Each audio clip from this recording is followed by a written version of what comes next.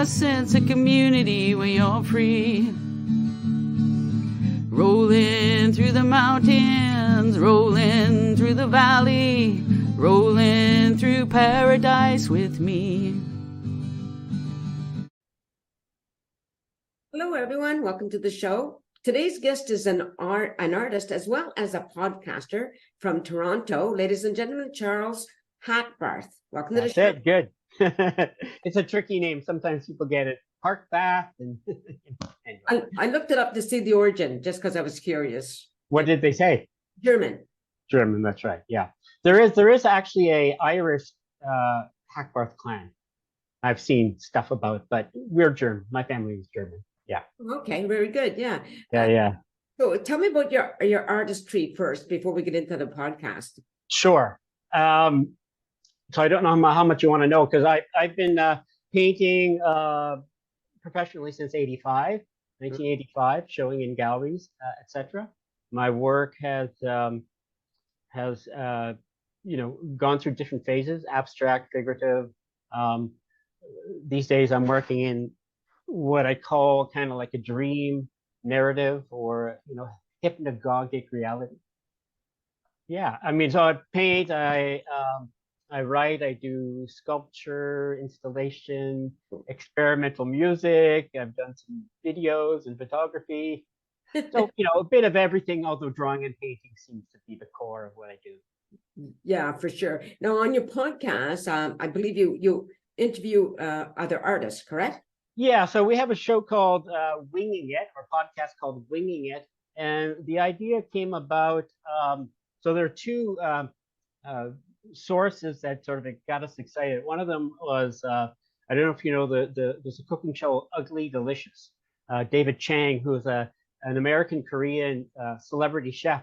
And he basically just went around all these restaurants and talked to his friends, and I just thought it was so cool. It was just these chefs who would just talk shop. And then in New York City, there's a guy named James Combe. Mm-hmm. His name is actually Lauren Monk, but he started doing this performance, going around to art openings and calling himself James Combe. That was about 20 years ago, and he goes to all the big openings in New York, right? And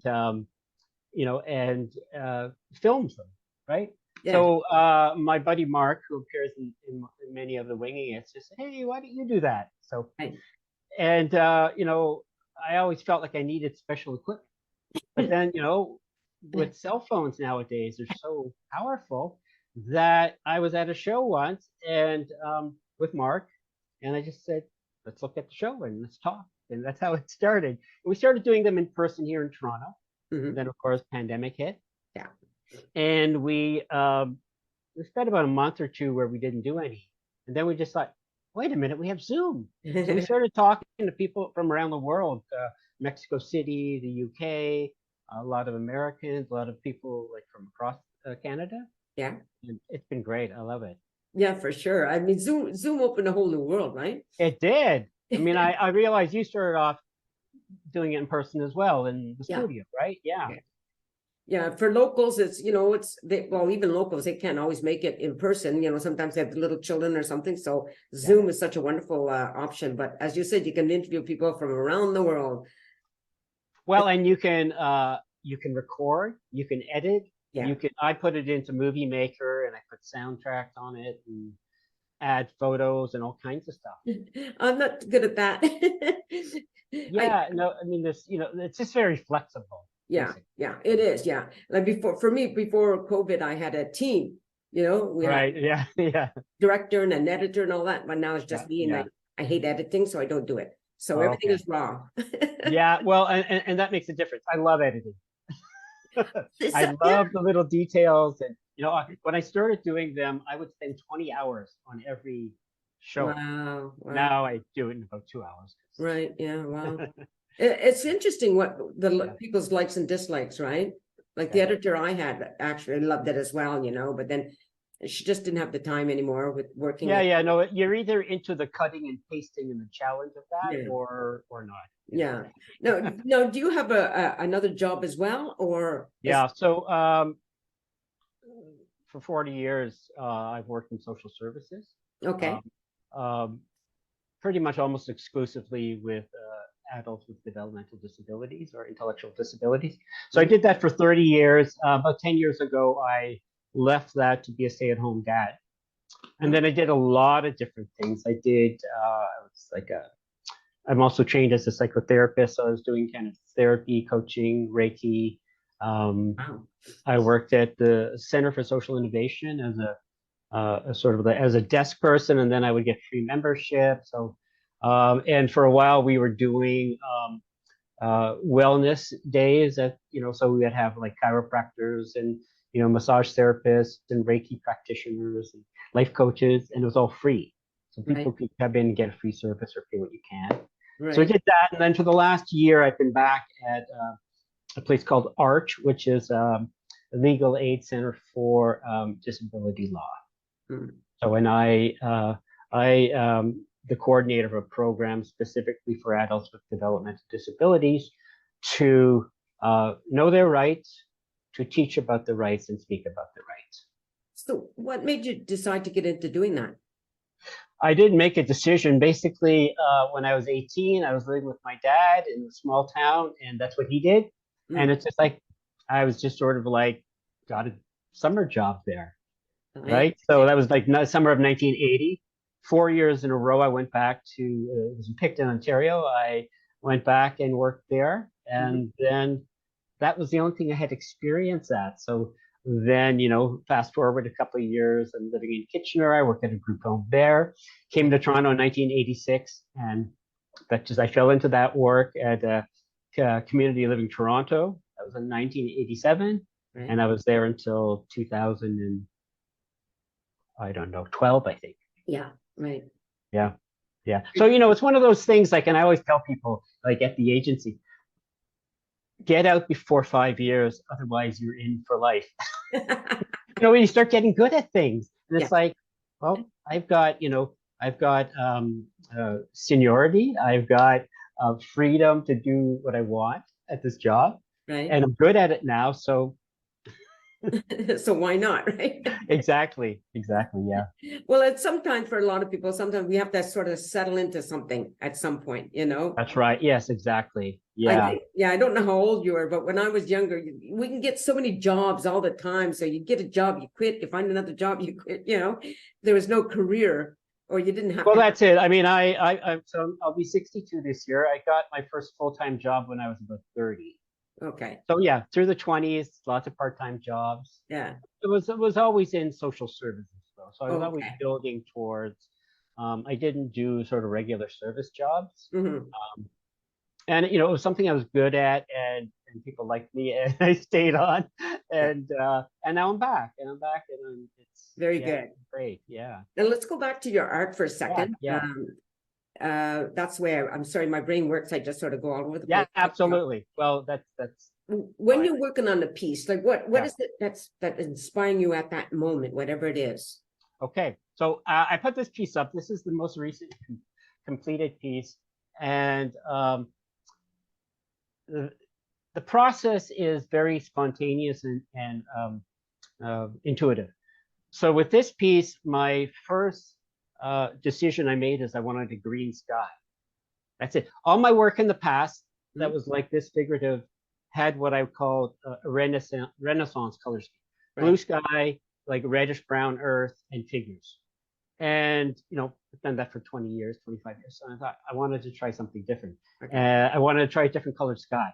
People, I'm influenced by Facebook. I'm on social media all the time. People were posting all these amazing sunsets. Yeah. So the first painting I did with the color sky was bright orange.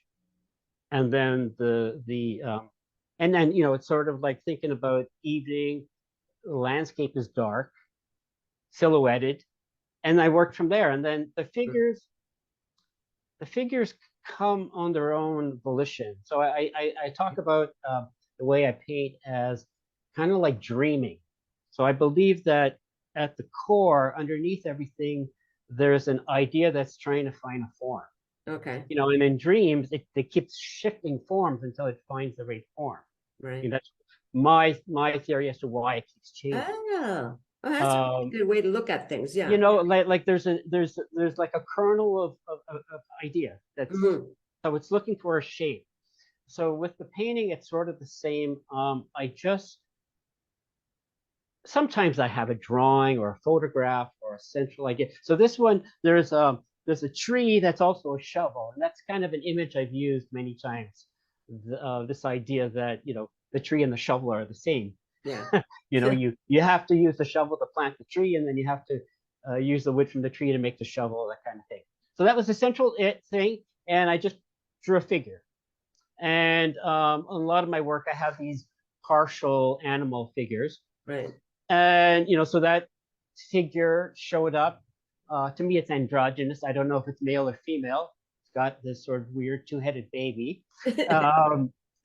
So what happens is I want to be surprised and excited. So often what happens is there's a certain shape that needs to be there within the painting. So I just put some paint and then start to look like something. And then it's like, okay, that's the story. And then as the painting progresses, the new characters and the new elements have to work with what's there already. Right. But it also has to work with the overall composition of the painting. Right. Okay. So when I teach art, I tell people that there is a secret to good art if you know how to do composition. You don't have to know how to draw or paint or anything. You could take jelly beans, and if you can arrange them in an interesting way, you're going to engage people. Right. So for me, composition is sort of like holds everything together. And then so for example, I'll show you like this character up here that's kind of falling through the sky. Yeah. He's there because that space was empty and it needed something. Okay. And it's like I could have put a bird, I could have put, but it's like, okay, no, it was the falling figure. And then it plays against the fact that the stones are floating. Right. So I play with dream, like what I call dream reality, or the hypnagogic or hypnopompic stage, where you're sort of, it's not pure surrealism like a Salvador Dali. That's he created a whole new world. Yeah. It's a recognizable world, sort of, and then the figures are doing baffling things, fascinating things, yeah, mysterious things. Yeah. No. So when did you start teaching? Well, I've actually taught art. So in my job as a social services, for 25 years, I facilitate art classes. Then off and on, I with my psychotherapy training, I was doing what's kind of known as expressive arts. So it's this idea that you don't need to know how to do something well to use it to express yourself. So myself and various people over the years have taught courses and one of them was spontaneous painting. Right. Another one, I can't remember all of them. I've done many over the years, mask making, things like that. And I created an online course. I haven't actually put it online yet. It's a 12-part course called Creative to the Core. Okay. And the whole idea is to for people who don't necessarily see themselves as professional artists, and they're not necessarily interested in going to art school, but this would be like a 12-step course this is the basics. This is what you need. Composition is the big one. Right. Working with black and white, working with patterns, just the real basic stuff. So yeah. Yeah, for sure. It all sounds really interesting. I mean, I'm very amateur. I do a little bit of painting myself, but I love abstracts more than anything for whatever reason, Sure. One of the things I have a problem with, what I like what you're saying when it's like you have like a little idea in your head, right? Not necessarily what you want the finished product to be. I think that's a better way of looking at it, I think, because I have trouble. Like I have something in mind, and then when I go to paint it, it looks like nothing like I had in mind. And sometimes I'm disappointed. Sometimes I'm all excited because it looks really good, different than it. But I think the way you look at it might be really a good idea. Yeah, right. So I mean, in the art world, that's called process-based art. Like, I love the process, and I like the finished product to show the process. So I always like figures that if you have a arm or if you're doing abstract and you erase it or change it, you still see the ghost of it. Yeah. Because you see the thought process that went into it or the creative process. So I mean, and when over the years I've done, I was doing a whole series of abstract works where I would pour paint on loose canvas, and the idea for me was I like the idea that I might look away and turn back and the paintings change shape. Like the paintings painted itself. Look cool, yeah. The paintings created itself, and it was very organic and drippy and flowy, so that it looked like it was still in the process. Right. Right. And so I like that idea. Yeah. I sure. actually have one right here. Okay, I'll grab you one. Okay. So this is one that's sort of got that, drippy, flowy. Yeah.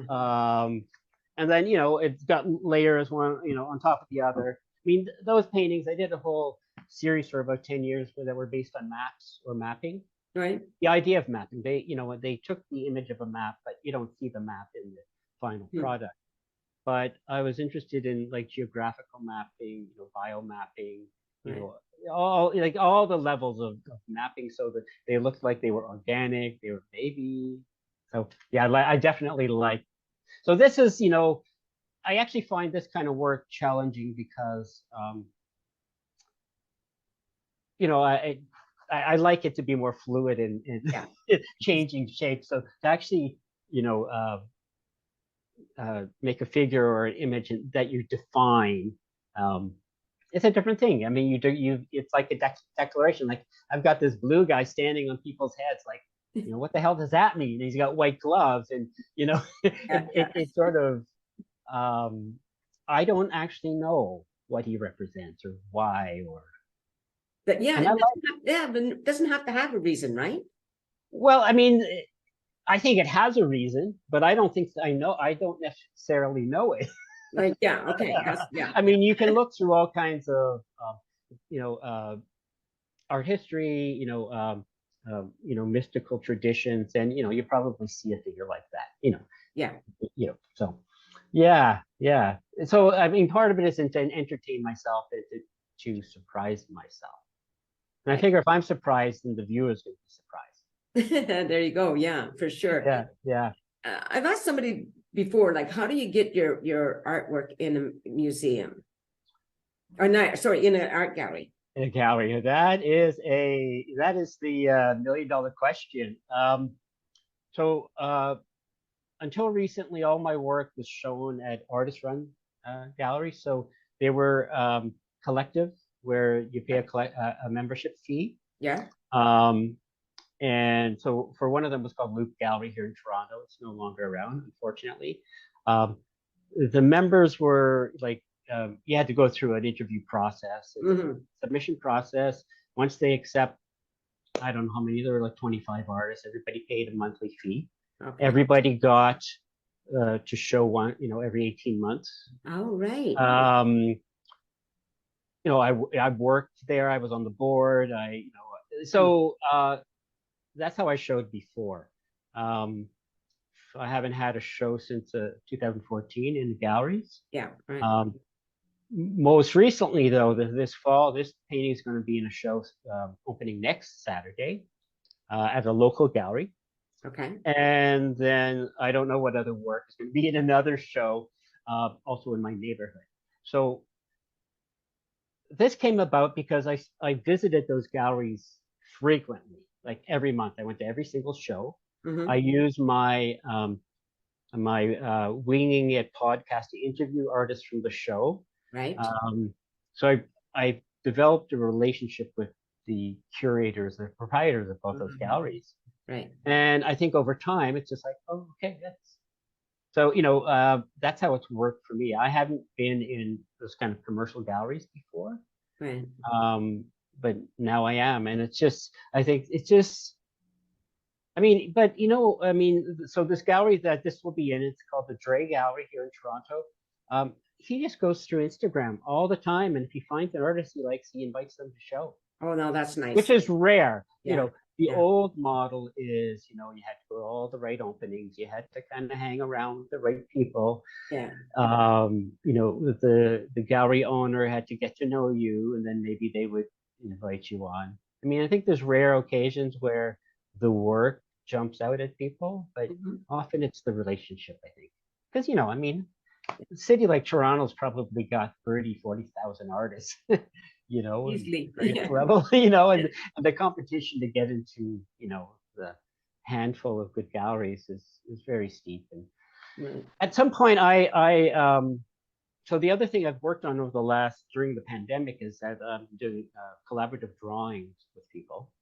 So I was part of a 3-person collaboration, and we made 2 books. So we published 2 books of collaborative drawing, and in each drawing, all 3 of us worked on it. I've also facilitated what I call Drawn Together, which was this process I created for people to work together on a drawing. Right. And then I turned it into a game. I actually have a game called Drawn Together. It uses cards, it uses a spinner, it uses dice to make it more random. Yeah.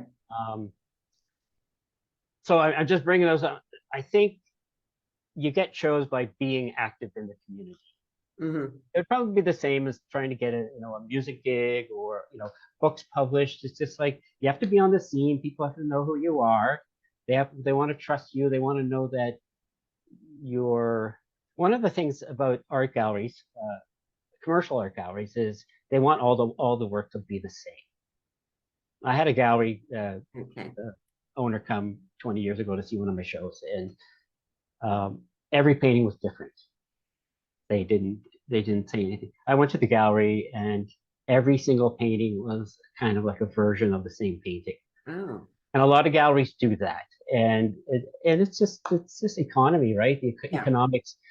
Buyers get used to that product, and they want you to have a sustainable. But I don't do that. Every single painting I do is somewhat different, and yeah. I don't know about. I know one person. I've interviewed her that her paintings all a version of the same subject. Yeah, it's very common, and even in art school they teach you like do a series, and I'm working on a series, but every painting is a different size, different color, different types of characters, and I don't actually know the answer to be repped by a good gallery. And at this point, I don't care. Like, right. I got to a point, I've been doing this for 30, almost 40 years. I believe in DIY, do it yourself, lo-fi. I tell people, don't worry about the gatekeepers. Climb the fence and go in the basement window.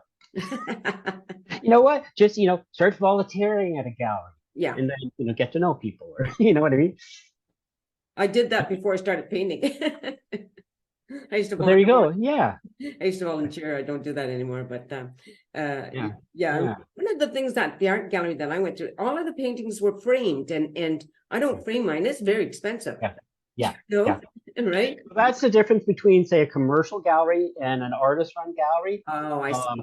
And also, kind of like contemporary art doesn't need to be framed. So I never frame my paintings. I mean, sometimes, but especially the big ones, they're just on stretched canvas. And I even have some paintings that are really big and they're just tacked to the wall, because it would be like, I mean, if somebody buys it and wants to get it stretched and framed, probably cost them $5,000. That's fine. I'm not going to do that. The painting's like 8 feet by 8 feet, and I just tack it to the wall. Very good. Yeah. I painted a frame. I painted a frame around. Oh, now that's a clever idea. Like that. And then I put black thumbtacks in to keep it in the wall. So like a giant poster, I guess. Right. Yeah, for sure. Yeah. So, and one of the things that I was thinking about, like in your teaching, no matter who it was you were teaching, have you ever been like really surprised by somebody? Well, so here's the thing. For 25 years, I led, facilitated, taught art to people with intellectual disabilities, and I was always surprised. It blows my mind. The thing that I found interesting, and I'm very interested in what's called outsider art or art brut, or work made by untrained people. is that you the personality comes through no matter what. Okay. I could walk into a room with 20 different pieces of art, and I could tell you who did every piece. Because something about their personality, their body, whatever comes out in the work. Right. Another way to talk about it's the imprint, the imprint that gets left in the work is. Yeah. We all have a unique, fingerprint, and art is sort of the same. For sure.